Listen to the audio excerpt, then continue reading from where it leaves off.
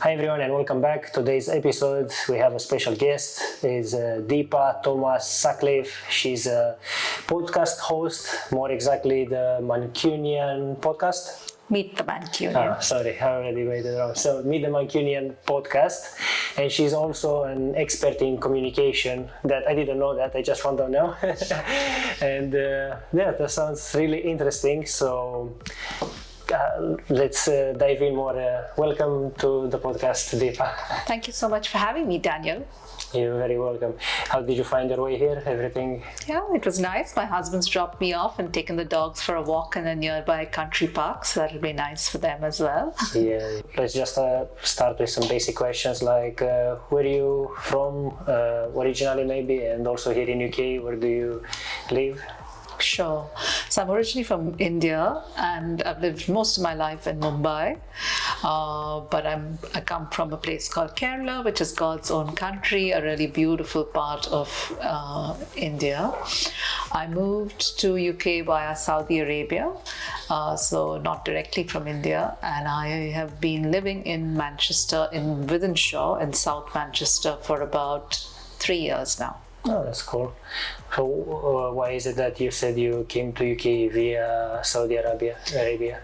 We spent 2 years there. My husband was a diplomat at the time, so we worked for the British Embassy, both of us. And when that post got over, we had to move to UK during the pandemic. So that's how the move happened. And that's how Saudi Arabia happened as well. That's interesting. So you have quite a vast experience. So you've also been like, in a way, foreigner also in Saudi Arabia, and now you're kind of foreigner, but maybe, yeah. Yeah, so I'm now a British citizen. Oh, okay. But I'm, Indian at heart, let's call it. Yeah, I call myself a global Indian. That's good. Like me, I'm also here in UK for 7 years, so I could potentially become a British citizen, but I didn't took that application yet. I don't know.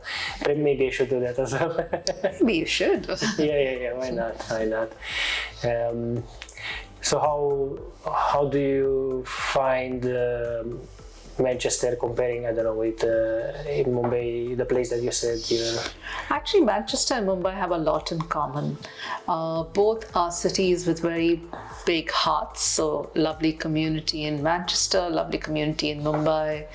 Mumbai has gone through some tough times, just like Manchester has, for example, during the arena bombing or other things where people have come together to support each other. It's the same, that we call it the spirit of Mumbai. So there's people coming together to support each other during tough times. It's also a city which is a business city, so there's a lot of business. It's quite a big city, no? It's quite a big city, so the population size will be many times that of even greater Manchester. I can imagine. And it's a very large city. I lived there for about 30 years, so I really do have, it's a part of my heart is still very much in Mumbai. I can imagine, yeah. But yeah, I think Manchester's got a lot in common. Weather-wise, it's very different, of course. So here there's a lot of rain. In India, you get, I would say, hot and wet. So we have the two seasons, but we don't have rain all year round. We have the monsoons for 4 months. So that's, I guess, a difference. Yeah, I can imagine. And was it hard for you to adapt here to Manchester, or actually which one was harder to adapt to, Saudi Arabia or Manchester? I think Saudi Arabia was definitely a cultural challenge because they have a very different, so it's a kingdom. There are potentially different standards by which women are treated, although things are getting better. As a diplomatic spouse, I didn't have the right to work, so I had to only work for the British Embassy, and I did some other things which I'll talk about in a minute. And culturally, there's some lovely people in Saudi Arabia, just like there are everywhere in the world. And it was very multicultural with, like, when I worked in the British Embassy, we had 30 different nationalities we worked together. Many of my friends, I ran a foodie group for Riyadh Vegetarians and Friends, so we met a lot of people from many different countries and cultures, which was very, very interesting. But there was also a lot of restrictions that one had to follow. Those were getting better during the time I was there, whether it be prayer time or whether it be about, wearing an abaya or lots of different rules that started opening up. So the country was going through its own changes, and therefore things were starting to open up, but it was definitely difficult coming from Mumbai, where I had a lot of freedom, and India, and then coming there. I think in UK, we moved to UK first in 2020, and we moved to Manchester only in 2021. I would say it was very hard because there was the pandemic on, lockdown. It's a very difficult time to move places. And obviously at that point, there were a lot of restrictions about whether you could actually buy a house. So we stayed in holiday accommodation in places like Filey, even close to here in Lake District, and then Rivington. That's very nice places, no? Nice nature. Yeah, near nature, while we were figuring out life. But it took us some time to, find a house that was suitable for us, and then we wouldn't get to view houses because there was a big focus on people buying houses at that time. And I think it was also harder at that point for me to find a job and to understand what it's like to apply in the UK. I was doing my MBA, which really helped me. Graduated from the University of Bradford in 2021. 2021 at the end of December. So that was, the university's career coach and other people that I met have been quite helpful. And I started finding work, and then that's cool. Now I have a permanent role. That's cool. What is your current job, if I can ask? My current job is in the civil service. So I work for the central government. So now going back to your podcast, so can you tell us more about your podcast and what is it about? Absolutely. It's called the Meet the Mancunian podcast, Social Impact Stories from Manchester. And I actually started it soon after I moved to Manchester. I did a podcasting course with a lovely radio channel called Sonder Radio. They had a 3-week course where you could learn about podcasting, and that really interested me. It was a medium I was interested in but didn't know much about. And at the end of the 3 weeks, you had to develop a show that you could play on radio. So I've looked at Humans of Mumbai and Humans of New York for inspiration. And that's where I came up with the idea of featuring Mancunians who are making a difference. So Daniel, you've been a guest on the podcast. Thank you very much. And there will be I've spoken to now over 95 guests, so almost 100 guests from Manchester over the last 2.5 years. It's been wonderful, and the reason I started my podcast was 3 reasons. One, for me personally, to get to know a little more about Manchester, but more importantly for my guests to inspire other people to follow their own passions and dreams, because all my guests, they're either volunteers or they're working for community groups or for charities, and they're doing some amazing work to make Greater Manchester better. The second reason is to spotlight good causes. There are so many good causes and we don't all know about them. True. So it's a lot of awareness creation. Give them a voice. And the third is, I think there's a lot of bad news out there, and the world could do with good news. That's what my podcast tries to do. It's now listened to in 50 countries, so people are interested in Manchester and social impact, which is really nice. And it was shortlisted as the best business podcast with the Independent Podcast Awards last year, and a lot of other accolades and rankings that it has featured in. That's cool. Congratulations. Thank you very much. You're welcome. And thank you for being a guest on the podcast, because all my guests make the podcast. Yeah, that's cool. Thank you very much. Thank you. It was very nice to be on your podcast. You said you seen the course and you did it. So you didn't think before that, you just seen the course first and after you... Yeah, so actually I hadn't thought of podcasting at all. I was, like as I said, looking for work. I'd done an interim role with the World Association of Nuclear Operators. I was finishing my MBA, submitting my big project. There's a 9-month project at the end with Tech Mahindra, and I was just starting to look for work because we had just moved to Manchester at that point. It was about 3 months into Manchester move, and I came across this newsletter actually from the Manchester Council, which said, interesting things that people can do. And I said, oh, this looks very interesting. And podcasting was something I was curious about because it's a medium that now 32% of UK adults listen to, but I wasn't sure how to get involved, how to get started. And I was more a listener than a host. Yeah. So that was this was a really great opportunity for me, and it also showed me that I had a real story to tell by showcasing all this amazing talent from Greater Manchester. Yeah, for sure. It's great. And how is the progression of the podcast going? It's going really well. I've actually completed 7 seasons of the podcast over the last 2.5 years. I started in January 2022. It's been featured on BBC, and every week it's featured on Wythenshawe FM, the local community channel.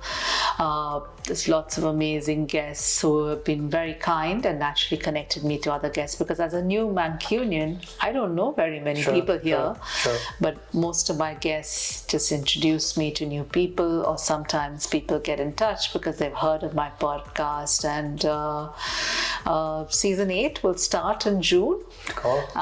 Daniel, you'll be part of that, and there's some exciting things coming up in season 8. Yeah, we can't wait. And speaking about this, if anyone has a good story or they want to attend your podcast, is that possible?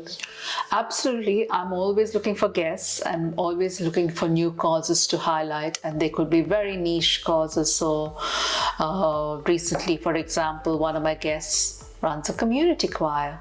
So it's a very special part of the community because it's about the music and talent. So, I'm always open to talking to new guests. They can get in touch with me on my website, meetthemancunian.co.uk, and you can then sign up for as a guest, or you can contact me on any of my social media channels, Meet the Mancunian on Instagram, Facebook, and other places. Yeah, we're going to attach them on the description. Sure. Anyway. Cool. So where can people find your podcast and listen to your podcast? Thank you for asking that. So people can find my podcast, Meet the Mancunian, Social Impact Stories from Manchester, anywhere they find their podcast. So it could be on Apple or Spotify or any of the other popular podcast channels, or they could come to my website, meetthemancunian.co.uk. The advantage of coming to my website is that there are categories. So if you are interested in homelessness, for example, there are 8 guests featuring there, or if you want to talk about mental health, or if you are interested in suicide prevention or asylum seekers and refugees. So there's a lot of categories that you can use to look up specific areas. I aim my podcast at people who are either working in the sector or people who are interested in the sector. So I'm sure many of your viewers are also people who might be interested in listening to it. So that would be great. Thank you. Yeah, it's cool. What will be some challenges that you faced in during building your podcast, for example? I'd say that there's been a lot to learn. Obviously, I did that 3-week course, which was really good.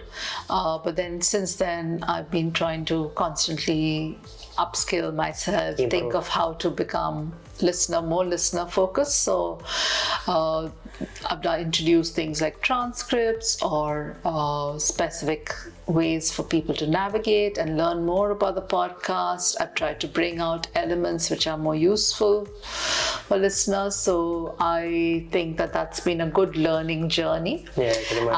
And there's a lot of great information out there. So I'm part of a podcasting club called Mike's Podcasting Club, which Vic and Charlie run. And there's a lot of best practice sharing that happens on these podcasts podcasting clubs, and Daniel, you should consider joining them. It's free and it's open to everyone. Yeah, why not? And it's the first Wednesday of every month, so I can send you the details afterwards. So is it a live event or is it Online. Okay. Once in a while they have meetups, so that's really good. I am connected to a lot of different podcasters on social, so sometimes we exchange notes. I write articles on podcasting, so more people can benefit from it, and I'm always happy to share my experiences. So if you want me to give out some tips for people who want to start a podcast, I can do that. Yeah, this was actually my next question. Oh, so we'll just give me a minute. I just want to add a few other bits. And I think the other challenge is, for me, when I got here as a new Mancunian, I knew nobody in the city, just not one person. Yeah. Over the last 2.5 years, I have now interviewed 95 guests. This is through the kindness of the community, where people have actually introduced me to not just one other guest, but sometimes as many as 8 or 9 guests. So really grateful for the support that I've got, because each of my passionate guests have then introduced me to so many others, and that's been amazing. And then I have the perennial challenge of being a mother of 2 dogs, not children, working, in a very busy job, having volunteering commitments, having other interests, needing to make time for my husband and my family.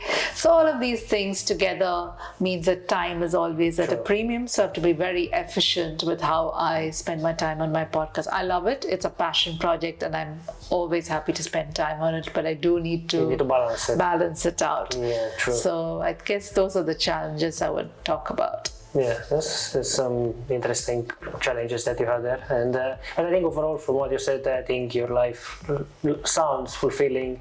A nice job that you said, keeps you busy, and after family life with your husband and the dogs, and I think overall it's like you do a lot of things, and that keeps you motivated. Keeps you engaged in something that you like. Absolutely. I'm very grateful for everything that is happening in my life. So I think some years ago I found what I call my ikigai, my purpose, and I discovered that earlier I would work in companies but then have volunteering or other ways to benefit the community on the side. Now I want to make a social impact in everything I do. So whether it be through my podcast, through my volunteering opportunities I'm a trustee for an animal welfare charity called Tree of Life for Animals, and I'm an EDI champion, Equity, Diversity, Inclusion champion for the CIPR, which is a Chartered Institute of Public Relations in the Northwest. Through my work in the civil service, where I, again, I'm trying to do public service.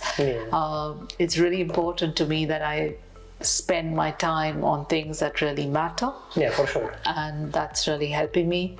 And I'm really grateful. I have a very supportive husband and family who are, willing for me to kind of spend my time on things that really matter to me. And then, of course, I'm very grateful for my dogs. They've been rescued now 8 and 9 years ago, and they've traveled around the world with us, and they are. So did you rescue them as puppies? Pappuccino was a puppy. Sandy was a year old. He had got run over. They're both street dogs from India, and they've lived in India, UK, Saudi Arabia, UK again. Yeah, that's right. Adapted very well and enjoy the country walks and the British food, and cool. And still love their curries. I can imagine, especially They still got that Indian, like me. They're global Indian. They're global Indian dogs. Yeah, I get you. That's great. These dogs been around. They've been around. Yeah. They are jet set dogs for sure. Yeah, that's good. So for any viewer or listener that they might want to set up their own podcasts, what will be your advice? How would you advise them to go do that? I'd say definitely go ahead and do one. There's some amazing podcasts. People are interested in so many different things. The first thing is you must have passion for your subject. whatever your subject is. So your subject could be dogs, gardening, business, self-help, anything that you are passionate about. Do your research, try to find your own niche. Don't try and, it's good to take inspiration from other podcasts, and definitely keep yourself to listen to other podcasts, but try to create your own niche and have your very special perspective that only you can bring. So that's really important. In terms of the technique of setting up a podcast, it's very, very simple. There's a lot of good advice out there. You can come to my website. I've got how to start your podcast, 3 different articles that you can use, including some of the simple softwares to use. But basically, all you need is a good mic, a quiet place to record, and a concept, and literally you can get started. I do an interview style podcast, but there are many other kinds. If you're passionate about photography, or if you're passionate about drama or theater, you can even, or a book, you can actually do podcasts on those subjects as well. So there's a lot of things that you will need to consider, but to start with, you need to have an intro and an outro. So basically an introduction to your podcast and something to sign off the podcast with some clear calls to action. You need to think about what the focus of your podcast is and how does it add value to your listener. And it all starts with thinking of your ideal listener. So who are you speaking to? What will they get from it? And what is your message to them? That should guide you as you think about your podcast. And lots of other things to consider, but I think what would be good is if you were to go to my website, or if you were to just search for tips on how to set up your own podcast. We need to mention, you're speaking more about the audio podcast here, no? I am speaking a lot about audio podcasts, so that is the kind of podcast I do. There are video podcasts as well, in which case you also need to think about whether you will record online or whether you'll record in a studio like we are doing today. And then obviously you need to be good at using camera, lighting, and other things. Yes, audio podcasts, you don't need to worry so much about what you and the guest are looking like. Yeah, it's also a bit, how you say, easier because you don't need to deal with all the things. That's but right. Maybe some other people, if you have the resources, if you have someone to do it with, like a business partner or your spouse or something that can help you with it, then maybe it's easier. But sometimes when you're a one-man band, like as I am sometimes, it can be difficult to do the video podcast or things like that. But nothing is impossible if you really want to. Yeah, I think that's exactly it. It all depends on your passion and what is it that you're trying to do in the world. Yes. So I think before you go into the what kind of podcast, you need to think what is it that I really care about. Sure. I think that's. And you said that you find your purpose. How did you find your purpose? Through many different challenging moments. So I think I had a very fulfilling career in India, and I was doing extremely well, working with large companies like eBay and Mahindra Group, and with Nissan and communication leadership roles. Along the way, met and married my husband. We fell in love, and I started relocating, which became challenging because Saudi Arabia, as I said, I went as a dependent and had very limited rights to work. I could not even work in communications because I had to just take any job at the British Embassy that I could do. So I was working as an estates manager, and I really struggled during that time, which is when I started my MBA. I did a lot of community work where I was on the board of the Women's Skill Bureau, where we helped other women find work or volunteering opportunities based on their visa. And I used to also run their monthly community newsletter.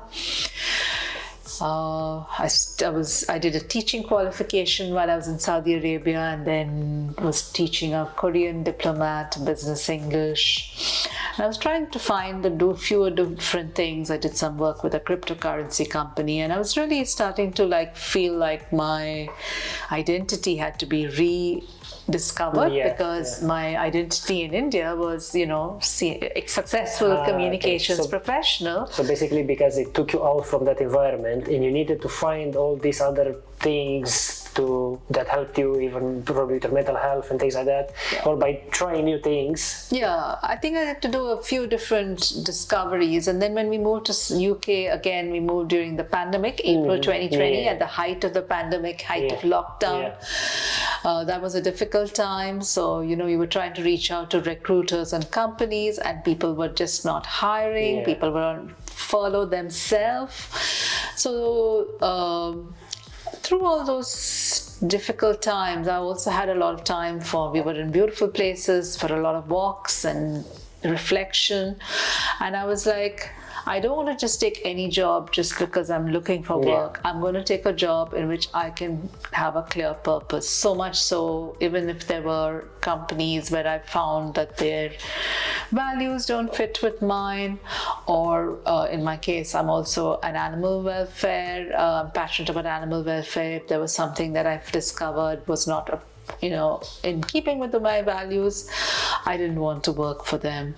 And I think it's helped me, my vision board and I've documented what my clear purpose is. And as I said, I want to make an impact in life and in work. That is my purpose. That's good, yeah. So that then is my credo, and it helps me decide what I want to do and what is not appropriate for me. True. There may be great opportunities for someone else, but I will not thrive in that environment. Yeah.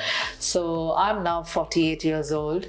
I've got maybe another 20 years of a career left. Finished 28 years of a career so far, and I want to make sure the next 20 years are really fulfilling, and it's all about community impact. So it's not necessarily about what I considered perhaps success in my earlier years, where maybe my criteria was slightly different and I was comfortable doing volunteering on the side. Yeah. Now I want to make sure everything I do, including my day job, has clear purpose. Yeah, that's cool. That's good. You arrived to a conclusion and clarity, let's say. No? Yes. You got clarity. That matters a lot. Do you have any current projects and future projects? In what capacity are we talking about? I've got lots. I have loads.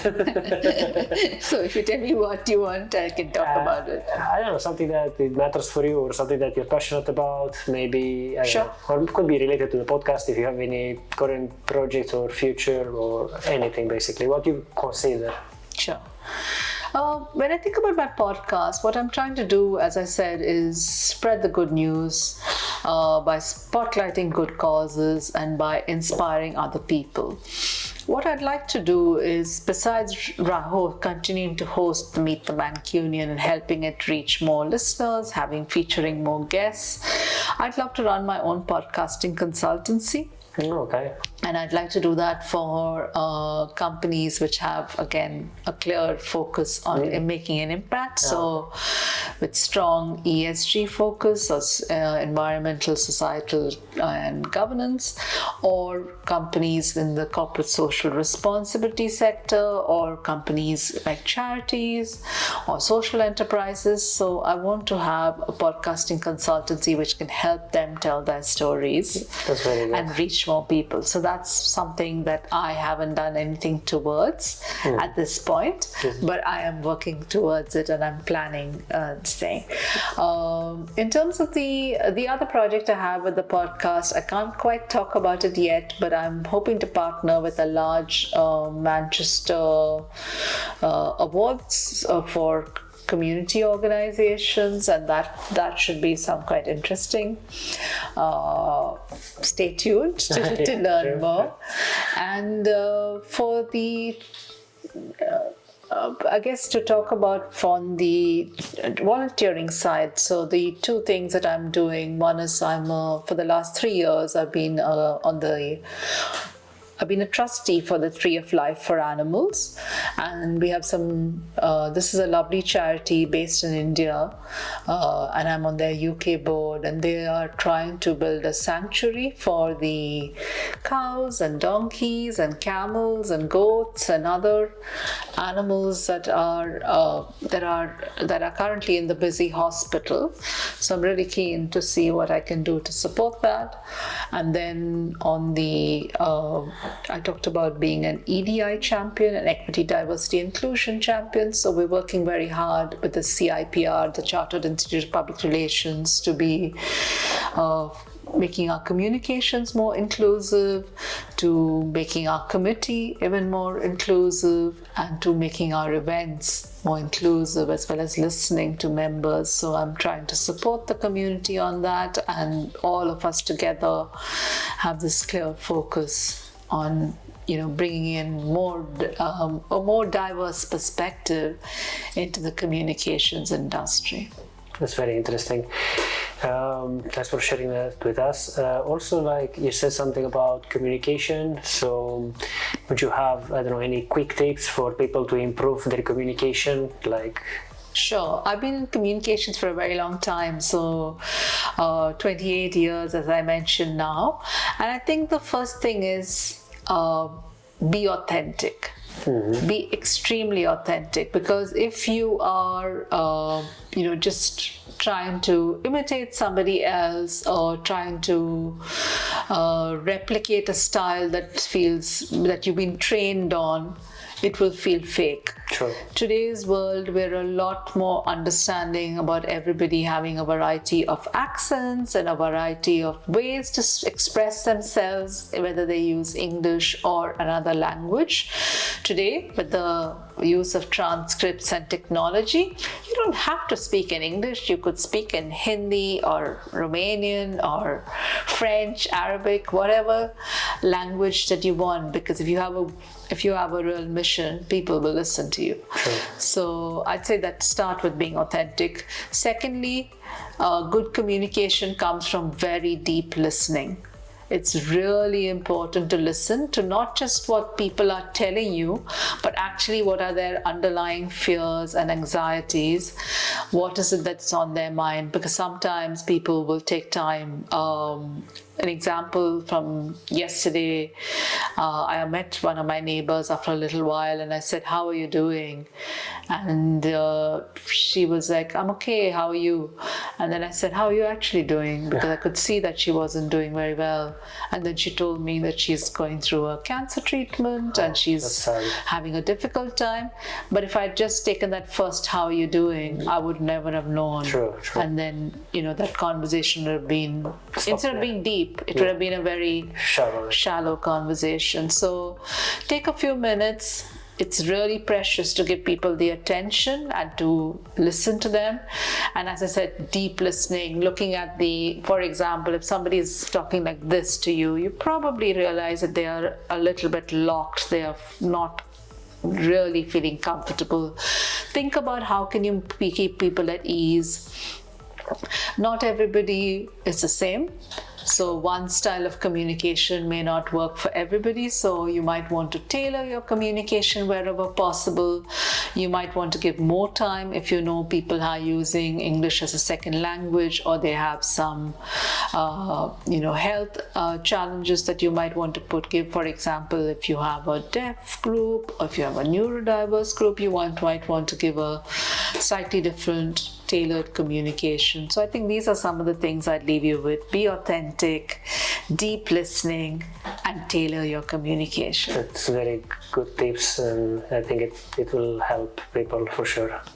So I know you touch on how people could probably open their own podcast, or they could go and watch your articles on your website. But if it will be, keeping in mind how you managed to do it, would you do something different now? So after all this knowledge and experience, would you go a different route if you would start it again? That's an excellent question. I think yes. If I had all this knowledge that I do have now, and all the learnings that I have now, I would have probably taken a little more time before I started. I started my podcast like I said, shortly after coming to Manchester. Can I interrupt you a bit? Yeah. Sorry for that, but I think it's actually, many people struggle with procrastination or with fear, like, should I do that or no? I think actually, because you started like that, it's okay, because I know what you say, you wanted to maybe take a bit more time maybe, but sometimes some people take so much time they never start. That is a really good point. No, so the reason I'm saying I would have taken a little more time is maybe I would have thought about many aspects. For example, I only introduced transcripts in season 4. Mm-hmm. If I had realized the knowledge I have now that how important they are, I would have started them from season 1. So I think I would have done a little more prep, is what I think. I don't think I would have procrastinated starting because as I said, I'm very passionate about it. Yeah.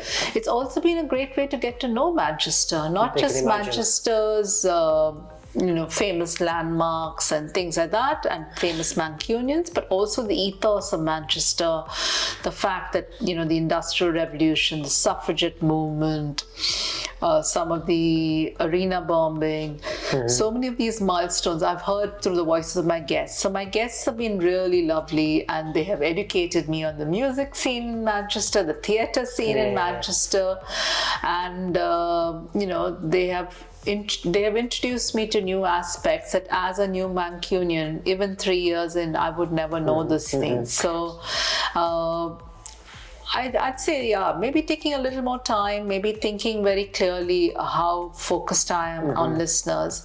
Even the tagline, Social Impact Stories from Manchester, I only introduced, I think, in season 3 or 4, because in the beginning, I didn't realize that people don't know what Mancunian is, because I knew. Yeah. Lots of people don't know what a Mancunian is. So, there's things that I could have perhaps done faster if I had taken the time to do a little bit more of reflection. But I am grateful for all the lessons I've learned, all the wonderful guests I've met, and all the people who have kindly introduced me to even more guests, and that's something that I'm really grateful for. Yeah, for sure. When you say transcripts, do you mean like scripts? Or no, I mean transcripts. So when you have an audio podcast, you can listen to it, and you can take you can also have a word by word verbatim of the podcast of the episode. So those 30 minutes, you can read it. Yeah, okay. And the advantage of transcript is if you're listening to English as a second language, it's easier to read than listen. Or you might want to listen and read, like my mother does that. She has the podcast transcript on my website, and she's listening to it because sometimes she struggles with accents. Yeah, true. And then there's also the big advantage for anybody who's deaf. Yeah. Or if someone wants to translate it in a different language. If you want to translate it, it's all very comfortable. So it's not just the transcripts. The transcripts have timestamps, so you can navigate to special places. I use chapter markers to make it easier for you to read, because at the end of the day, you're gifting me 30 minutes of your time, and I want to value that. Yeah. And I want to give you the most valuable things that you can benefit from. That's good, and I think you're doing a very good job. Thank you very much. Okay, so now something like a bit more off topic maybe, like what's the best advice you ever received? It's lots of good advice, but I think the one which comes to mind is something very recent, actually about 2 years ago. Tom, who's a business coach with this wonderful charity that was helping people find work. They were a partner to Let's Go Forward, which was in Manchester charity, and they are actually Ireland based. And they said, when you're talking to companies and when you're applying for jobs, think about what's their problem and how is it that you, through your communication expertise, are going to help them solve the problem. People are not looking for employees. They're looking for people who can solve their problems. Yeah, problem solvers. And I really like that. And I think that's an excellent way to think of any conversation, any meeting, even an application for a job. How do you think about, first do your research, find out what people are looking for, and then, show how you can help them achieve that. And through the conversation of saying, this is what I think your problem is, you having a good conversation with the company. Yeah. So that's, I think, on the business front. And you also show them that you know what they're dealing with in a way. That's right. Yeah. That's right. You come across as a more credible person who's taken a little time to do the research, and then they're benefiting from that. And I think if I was to think about personal advice, I think there's many pieces of advice, but I think one of the biggest things is think about your health and love your body as it is. That every stage is different. So, you know, how I was in my 10s and my 20s and my 30s is not how I am at the end of my 40s, and it won't be how I am in the 50s. And you just need to think about, like, now I have a bunch of vitamins I need to take. I need to take, you know, the kind of exercise you need to take. Everything that you need to do to look after your health is different. And I would say that's really important on the personal front. And that's something I'm trying to spend some of my time on as well. We all need to do that. I think health is really important. No? Health is wealth. No? Yes, very much. True. What about the worst advice you ever heard or received? Who knows? Worst advice. Oh wow. Let me have a think about that.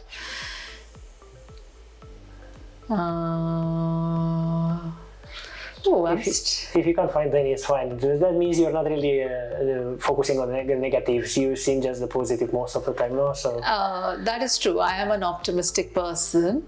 I don't think I have got any worst advice, but I think... Not to say that you got them, but maybe heard that's the worst advice that, you know, if you or anyone will listen, that will be like, no, it will make more harm than good. But if you know, it's okay. I guess the only thing that comes to my mind is that everything will take a little longer than you planned it to take.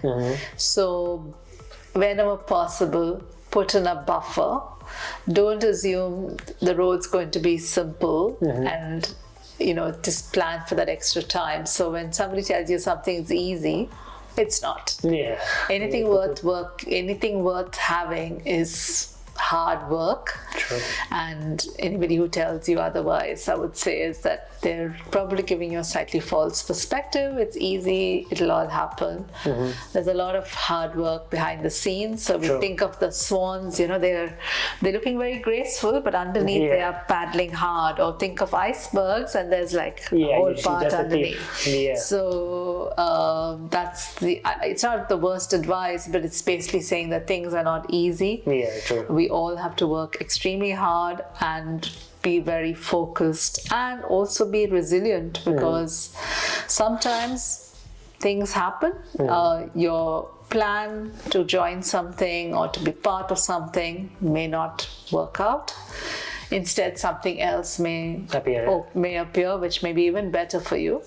So yeah, I don't know if that's quite answering the question, but you almost answered it with another good advice. But it's okay. Sorry. It's okay. It's good. It's good. We don't say it's hard in the sense that nobody can do it, or you can do it, or we can do it. It's the way it is, because it would have been very easy. Everyone will do it, no?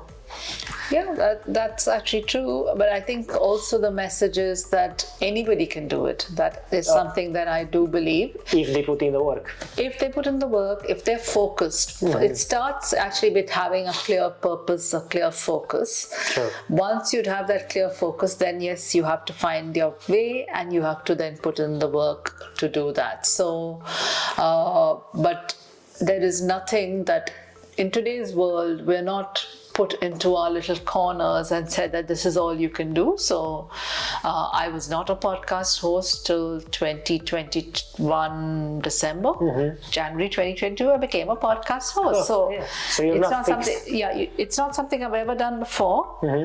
But I started, and now I've been doing it for 2.5 years, and I can say I've got a little better at it. Yeah, for and sure. I've still got lots more to learn. So it's just podcasting is just a small example of saying you can do anything, and this is to your listeners and your viewers as well. You can do anything you want to do. Don't let anybody say you can't. Sure. But also understand that it won't come easy. You need to give something in return. Yes. There is a definite focus, but people are willing to help. So ask for help. Talk to people suppose you're interested in a company, ask for somebody to have an informal coffee conversation with you, learn more about their work, learn the insights of what made them successful. But, don't limit yourself. Sure, very good message, yeah. I think a lot of people are struggling with bad mood, negativity, or even depression. What do you think about this? This is difficult because I know that many people struggle with their mental health, and I talked a little bit about resilience. So resilience is something that will help you. It won't necessarily treat mental health issue, but it will help you. A bit of toughness, maybe. I think it helps you. I don't think toughness is the right word. Resilience for me is about bouncing back. So it's your ability to understand that there are things that may happen. So for me, resilience is about your ability to bounce back. Life will have some challenges. Life will have some tough things. And I think, mental health is a significant issue. There's so many people who are struggling for many things. It's not just about mental health. It's also about cost of living crisis. It's about so much negativity in the news. I mean, so many different things that can bring us down. But then what we have to do is we have to find family or friends or support from other people or from a dog or a loved thing or from nature or from yourself, writing in a journal. Some people that find that powerful. Mindfulness and meditation, that could be very powerful.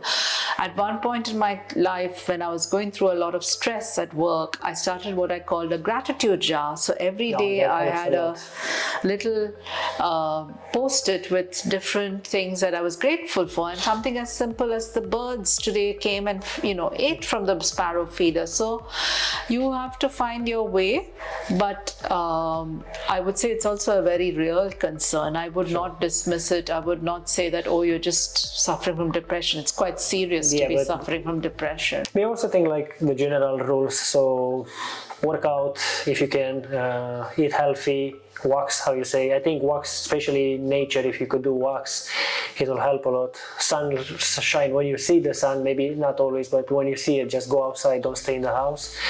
And just like general stuff. And the same another thing that you mentioned, gratefulness. If people can do just one thing, I think gratefulness is the best thing you can do, because it all starts in the mind. Yes. So if your mind, it's all the time you're sad, something that's wrong and it affects you, the mind can't have two opposites belief at the same time. So you can't be depressed and grateful in the same time. Basically, if you are depressed and you start being grateful, you push the depression out. That's how it works. Our mind can't have both in the same time. You can't be depressed and grateful in the same time. I know now it's hard. I know like some people, they maybe can't find that. Depends on what they go through. It's a very personal journey, how Deepa said, but if it's one thing that you need to master first, I think it will be this positivity mindset and like gratefulness. Yeah, and I think trying the gratitude jar is pretty good fun. It's just writing one nice thing that happened. Could be something small like you saw a bird, you saw a plant, your dog was nice, there was a moment with your child, anything that you think it makes you happy. It should be small little moments, and then after a month or 2 months you open them and you just spend time reading those gratitude moments, and then you say, oh wow, life's actually not bad. Exactly. So I'd say if you want to try that, you can try it, and come back to Daniel and me if that's been helpful for you. Sure, I think this will work. This will work. So you just, how you say, put them in the journal when they happening, because sometimes we forget. We have many things that's going on, and in how you say, maybe in 2 weeks, in 1 month, who knows, and you look back, you have some things that to be grateful for. Sure. Or another thing, I know that you are passionate about volunteering. Can you tell us more about that? Yeah, I've been very lucky all my life. I've had, since I was about 18 years old, I've been volunteering with different things, starting with animal charities in India. I've done, exhibitions or supporting them with working with a vet. I've helped riot victims with sorting clothes which have been donated. So many causes, probably even earlier than that, through college and things. And over the years, I've found that there are certain kinds of volunteering that I really enjoy. One is when I volunteer my time towards animals. So I really like that. So I've gone 3 times to Africa and spent 4 to 5 weeks with animal sanctuaries there, working with wild animals and doing communications marketing work as well as animal care. Wow, that's great. The second kind of volunteering I really enjoy is mentoring people. So I've had a lot of people that I've helped through my mostly in the communications career. Even now in the UK, after I've moved here, many people have got in touch. So I've got some resources that I help them with, and I try to advise them on how they can present themselves in the UK market. The third thing I really enjoy is equity, diversity and inclusion. So that's an area I'm again very passionate about. And at eBay, I was the co-chair of the Women's Initiative Network, where we were trying to help women find successful careers. We talked recently about what I do as EDI champion with the CIPR, and I've done that with the other public relations body as well. And I feel like everybody deserves a level playing field. But the thing I wanted to say about volunteering is about your skills and experience. You're using it for a good cause. Volunteering makes you feel good, so there's good karma, and there's a real endorphin boost that you get from volunteering and from working with other people who are also passionate like you. So there's a really good community dynamism. You become friends, and you're obviously helping other people or animals or the environment, or it could be something like litter picking. Whatever your interest is, there is a cause for you. Can I talk about how people can get started? Yeah, that's what I wanted to ask. Oh, brilliant. So the way I found my volunteering for the animal charities, I went to a website called Reach Volunteering. They have a variety of causes. It's free. You can either sign up to be a volunteer, or you can identify from the existing causes and then have conversations. So that's how I found my trustee opportunity. You can go to my website and my podcast, because many of my guests are either volunteers or with charities and looking for volunteers, so that's another option. And then MAC in Manchester, MACC, they have a lot of volunteering opportunities as well. So that's 3 ways to get started, but don't be afraid to just go to your local organization, local community organizations, Facebook groups. There'll be so many ways that you can find volunteering opportunities. That's great to hear. I'm sure people will find this valuable. I hope so. Yeah. And that was all, guys. Thank you for watching. And Deepa, thank you very much for coming. And usually I put all my guests to sign on the table. So please, if you want to also sign on the table. Of course. Thank you very much. It's been a pleasure to talk to you today, Daniel. I really appreciate it. Thank you very much as well.